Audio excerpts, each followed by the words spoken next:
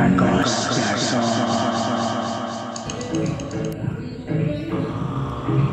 morning again mga idolo. Back exercise today. Ang gagawin natin itong isolateral lat pull down. Bali nagbawas ako ngayon ng repetition. Ginawa ko lang siyang 7 to 8 or 6 to 8 reps. 3 tatlong beses na rin siyang gagawin. Kaya ako nagbawas, medyo nagdagdag ako ng bigat this week para dagdagan yung lakas natin. Pero nag-less ako ng repetition, nagdagdag ako ng bigat.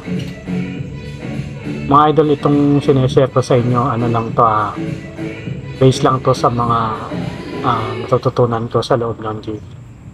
Hindi pa ako professional na trainer or certified trainer ng physical fitness.